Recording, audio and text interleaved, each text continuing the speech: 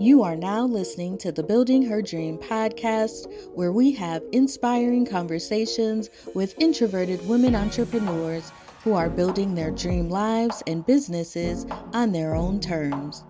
Hosted by business operations strategist, author, and the founder of Building Her Dream, Shayla Burton. To learn more about this podcast and our magazine, visit www.buildingherdream.com. Hello, good morning, good afternoon, and good evening. Welcome to the Building Her Dream podcast. I'm your host and lifelong introvert, Shayla Burton, and I'm so excited to chat with today's guest.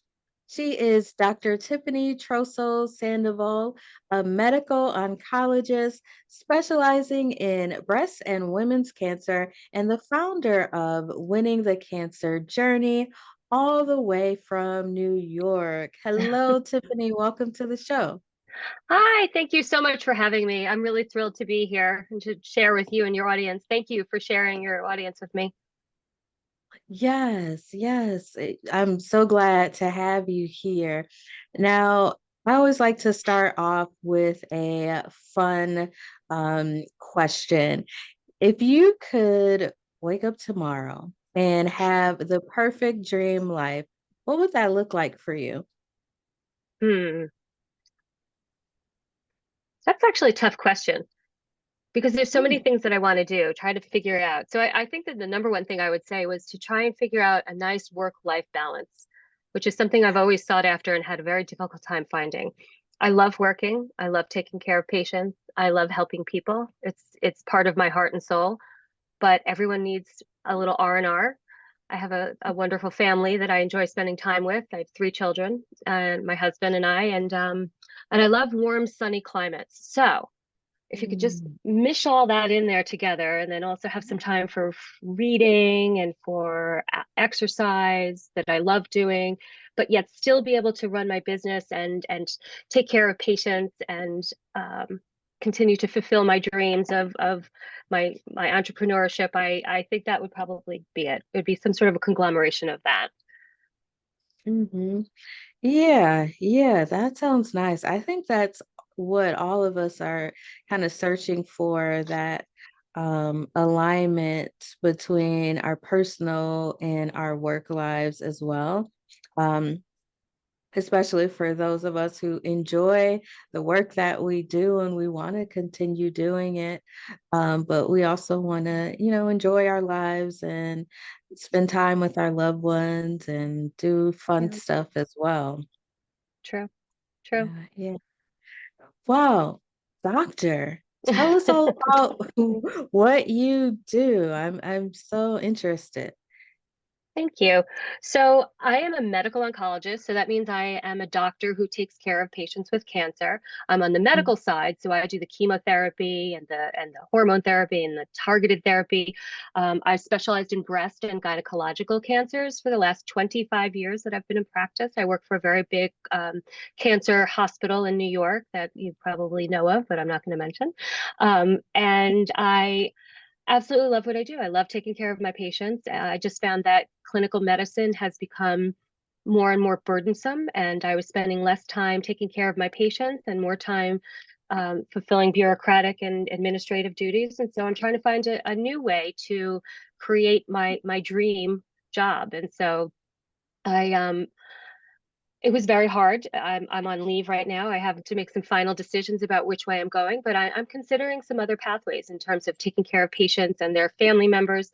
So I've started this new company called Winning the Cancer Journey, and I'm building as we speak. I have a very large Facebook group that's a private group that people can join if they're interested in the topics, called Winning the Cancer Journey. And my my goal is to help patients and their family members, to help calm the chaos and give them confidence and security in their decisions and help them to understand what is going on in their cancer process. I found that so many patients and family members will come in and they just don't understand the process at all. They don't understand why they're having the test they're having. They don't understand what kind of cancer they have or what stage it is or where it's gone or why they're getting offered certain treatments and not others. And I think so much of the fear and frustration that comes out of being a cancer patient is not just because they have cancer, but also because they lack the understanding and the guidance to really, walk their way through their journey confidently and calmly. And so that's my goal. I'm writing a book. Hmm. I have an Oh, online wow. course that I'm creating, and I'm doing some coaching also on the side as well. So Wow, that's amazing. And it's thank you. definitely great work that you're doing because Thank you. cancer, it seems like it's everywhere. Yeah. And a lot of people are getting it, but then it seems so scary and I think it's because like what you said, like we don't have the answers, we don't understand. Um Sometimes even like when doctors are explaining stuff to us, we just still don't get it. And then we start Googling and trying Yep. to Yep. Yep. find Don't out Google. information Don't on Google. our Call me. own. Call me. I'll help you. Yeah, yeah, absolutely. Because then you start Googling, then you discover all these other things that are supposedly wrong with you as well. I think Um, one of the worst things is coming that you remind me of something that's happened recently in medicine. There was an act that was, put forward by the government that all radiology tests and patients' charts, they need to have full access to them within, hours of the test being done. So I think it's such a disservice to so many of my patients and their family. They pull up their PET scan and they look at it and they're Googling every single word and they bring it in with, pages of things that they looked up on the internet. And I look at it and I go, oh, it's good. It's fine. It looks great. yeah, And they're like, oh, I've been dying for the last 2 days waiting to see you to review it. But, in a trained eye for somebody that's been doing this forever, I read it very quickly. I review the things that need to be reviewed. And oftentimes the words that are very scary don't even mean that there's something wrong. you're right. So it's, it's That's a a good point. disservice. Patients should have to review it with their doctor. They shouldn't have to, be left on their own to figure it out before they see their doctor. Just not fair. Right. Exactly. Exactly. Well, we'll talk a little bit about more about your work. But I'm curious because so you do consider yourself to be an introvert. But you do so, I mean, the work that you do and the impact that you're making and the I'm assuming the clients that you're working with, it's a lot going on.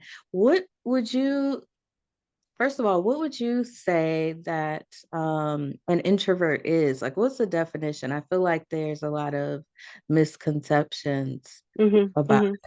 What do you think? So I think for me, the reason I consider myself an introvert is that I actually have a difficult time going out and making new friends or to go out and to meet new people, and to put myself in difficult situations or new situations even.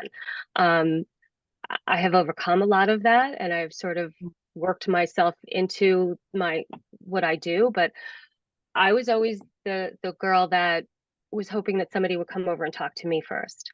Mm, And who wanted, and even if you take it into my professional life, I'm working on it because obviously to be an entrepreneur, I'm going to have to put myself out there, but I haven't put yeah, anything on TikTok yet. I haven't put anything on Instagram yet because I kind of just want people to come to me because I'm valuable or because I have the skills or because I have the education or what have you. I don't want to have to sell myself to people. And so it's actually it's funny. It seems, so why am I doing this? But that's how I see it. And at the end of the day, although I speak to, 20 plus patients a day and their family members, and it could be an emotionally tumultuous day with, bad news, good news, angry family members, who what have you. I mean, you can imagine. Um, I come home and my husband and I have been married over 25 years, 27 years now. And he knows, I just need to go in my room for a little bit and I just need to be alone. And I just need yeah, to kind of reorganize myself and recenter myself because what I do all day is not always within my comfort zone. Right. Truthfully, as a doctor, you go into a role. It's not acting, but it's a role that you move into. And so how I act and speak as a doctor is not how I act and speak socially. Okay. They're different. I think a lot of my patients would argue that I do try to bring a lot of my personality and my warmth to the patients because that's how I relate to people. But in general, you know, a very comfortable situation would be, by myself with my husband watching television on Saturday night, not out, Yeah. at a big party or with a lot of different people talking. I kind of actually dread those types of situations. I do go, Right. but it's actually not easy. And I think even some of my best friends would be surprised to know that I considered myself an introvert because I can project myself. I can. Most of Yeah. us can figure out how to do it, but at the end of the day, it's not always that comfortable or natural for me. Right, right. Yeah, that is so relatable. So my career before I started my business, I was a human resources professional, and so that's very people focused. And like my family and friends, people that know me very well, was just always surprised that I had that type of role, because I'm the quieter person. Um, but yeah, I think it's similar to you. It's a role that I'm doing, and it's something that I just have to do. So it's kind of like you no choice. But in with my business, I also relate to you in the fact that I don't want to be on social media trying to promote myself and putting myself out there. But unfortunately, we kind of have to because it's Yeah, like, well, people won't know that we exist if we're not doing something. right. Um, so I think that that's the struggle that I've had, and I've been in business for almost 7 years now, and fortunately, I've been surviving mostly about with on referrals.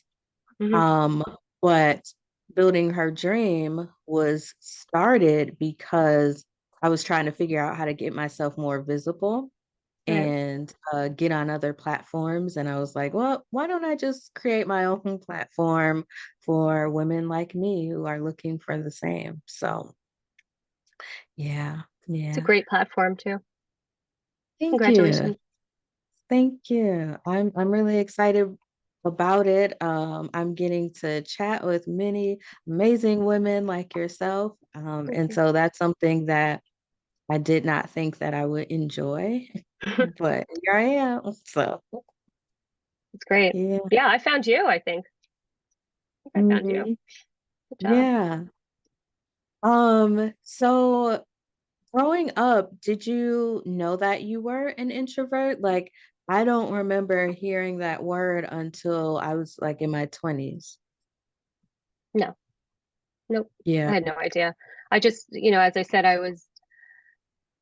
had, if all the girls, I'm just thinking back to like, middle school, if all the girls were Yeah. sitting at a lunch table already and I walked in late, it was all of my strength to walk over and see if I could sit there. Even though they were my friends and that I Right. was probably going to be accepted there, I wanted somebody to come over and be like, "Hey, Tiffany, come on over, come sit with us."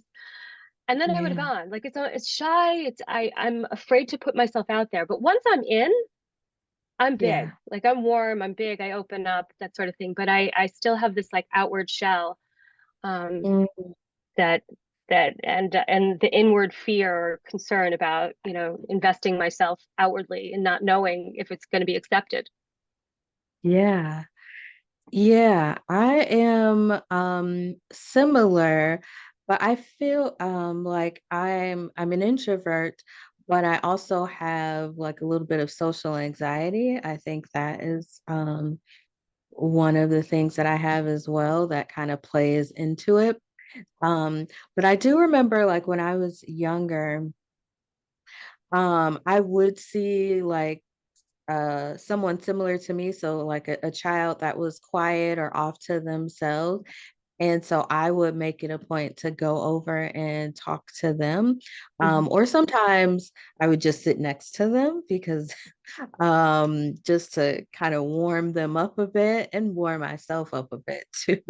Um, but then I would try to bring them in. I think because I just recognize myself in them and knowing that I would also want somebody to bring me in. And so I would do the same for other people.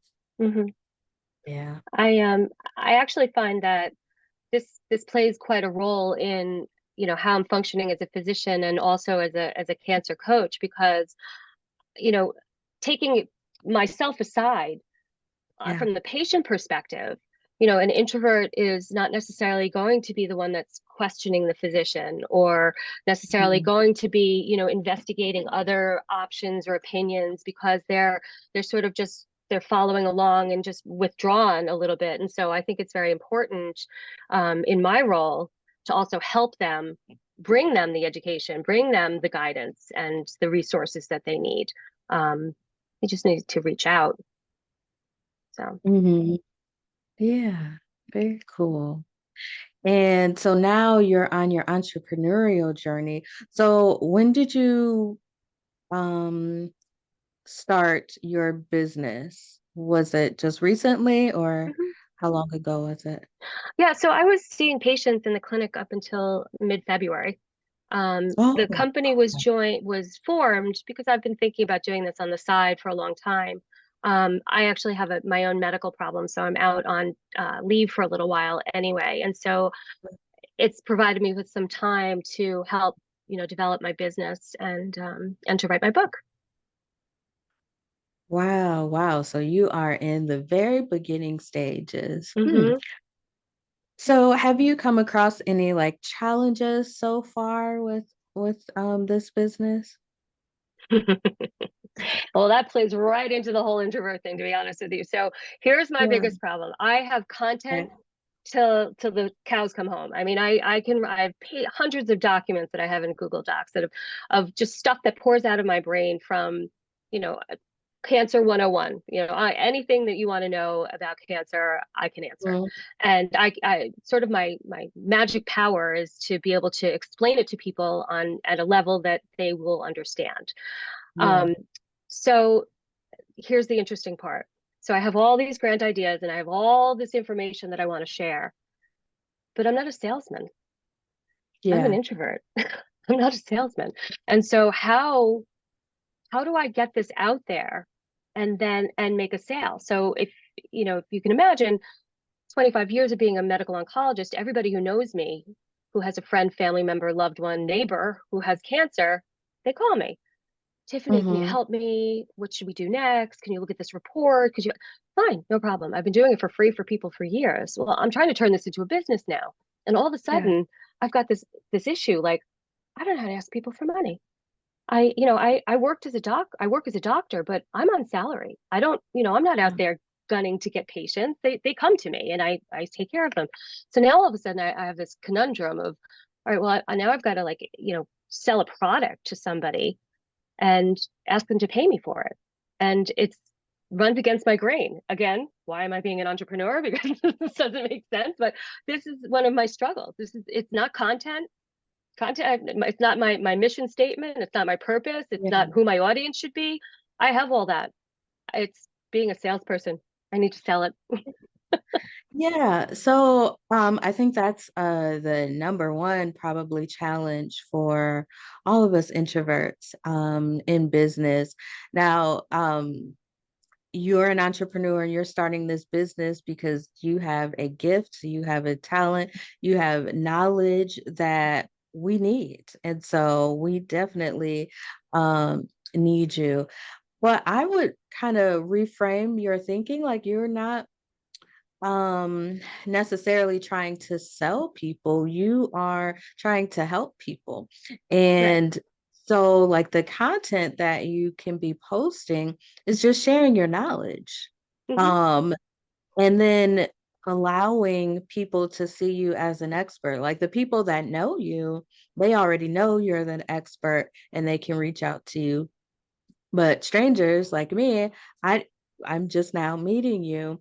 But if I were to, follow you and I see Hmm. your content where you're just sharing your knowledge and talking about everyday things that we're going through, um, that would make me reach out to you, like to learn Yeah. more and to have a conversation with you and want to find out like what your services are. So I think that that's kind of just where you start because it's so much easier, I've found, when potential clients are reaching out to you, not you having to go to them or offer Hmm. your services, but they just send you a message out the blue saying they've been following you and they want to know more about what you offer. Because then when you start talking to them, you don't even have to sell them. Like Yeah. they're ready Right. to Right. buy. Um, Yeah. No, that's yeah. excellent advice. It is excellent advice. Um, yeah. And so I'm building now, and I'm really excited about this. I'm very, and it's funny. I've never been a stay-at-home mom, and I'm not. I mean, I am working now, but my Yeah. daughter's a senior in high school. She comes home from school, and she's like, "Hi!" Like she's so thrilled I'm here. Oh, Would you make me a that's yogurt awesome. parfait? I'm like, sure. She's like, my other two sons who are older, one's in college and one's in medical school. They're like, wait, you're at home making us yogurt parfaits. Mhm. But That's sweet. yeah, That's wonderful. Yeah, that's really wonderful that your business is going to give you more of that time and those special moments with your family. yeah, yeah, yeah. Yeah, very cool. So hmm, so in your role, have you had to, well, let me rephrase that. In your career, I'm assuming there's a lot of networking and like building relationships with people in your field or no? So yes and no. When you get to be at the level that I was at, Hmm. you really work, and I was at a big institution, and so a lot of things Okay. stay within the institution itself. I was actually situated in a regional site outside of the main site. So Hmm. the regional sites are where the majority of the treatments are given to the patient. So there's like the mother hospital and then all the regionals around it. And so I was in one of the regional sites, and um, it was really just by reputation and repetitive referrals back and forth that I got to know a lot of the doctors in the region that weren't necessarily from my hospital system. And Okay. so it was more of that nature. It's different than being like in a private hospital or in like a private practice or a very small rural type of a hospital.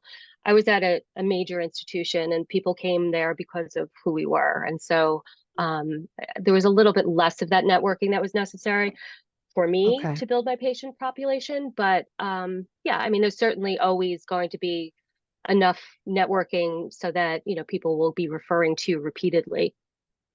Yeah. Yeah. Yeah. So as you're building your business, how are you going to handle like networking and building relationships because I realize that that's something that I did not do Hmm. in the beginning years, and that was a mistake. I feel like I should have focused more on building relationships with people, fellow entrepreneurs, number one, because of the referrals, that's super Hmm. helpful.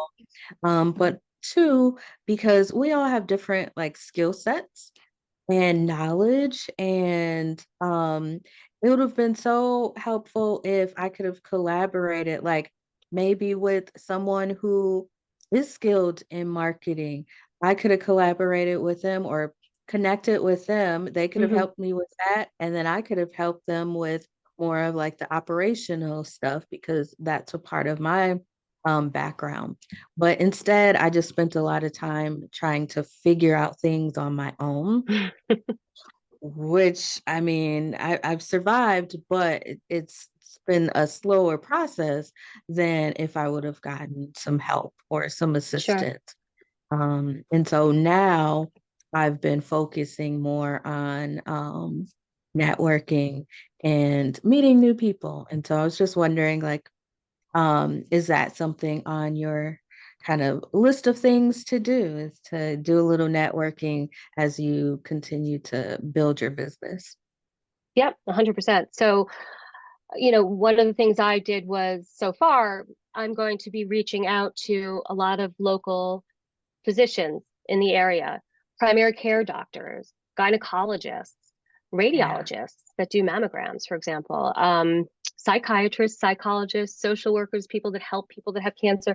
So, I mean, I just tried to look at where does the cancer patient originate and where else do they go besides their oncologist, and pretty much everything else I can hit Yeah. in terms of networking and trying to get my company name and my mission out there. Um, but I agree with you in terms of, the skill sets that are necessary to run a business. They certainly didn't teach me how to use Canva in medical school.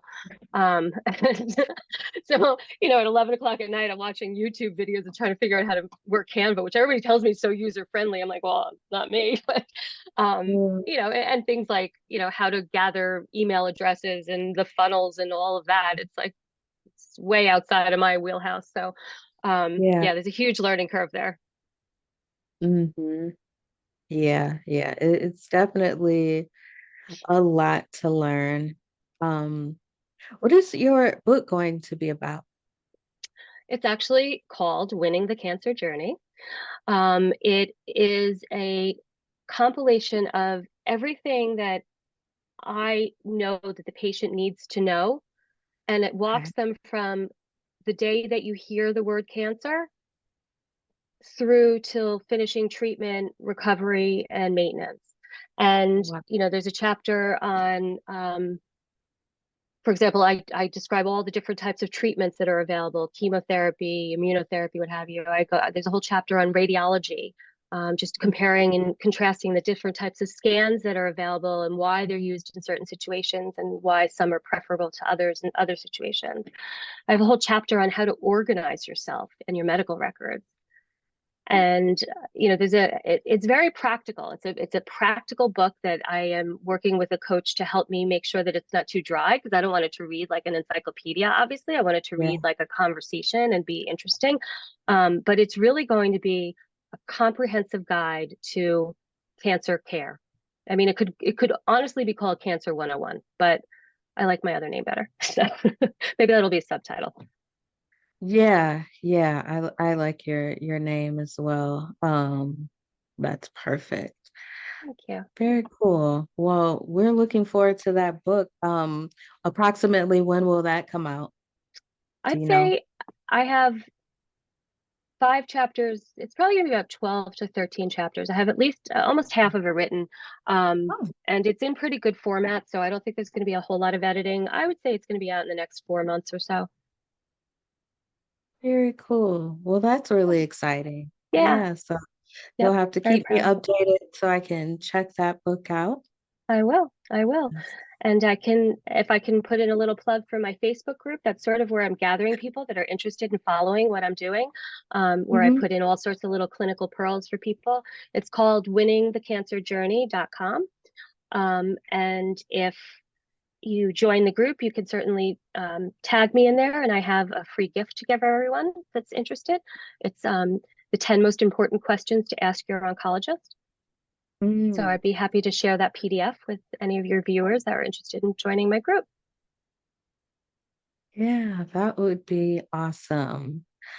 Before we go, I know you're just now starting your entrepreneurial journey, but if you could give advice to someone who is thinking about starting their own business, what would you give them? What advice would you give them?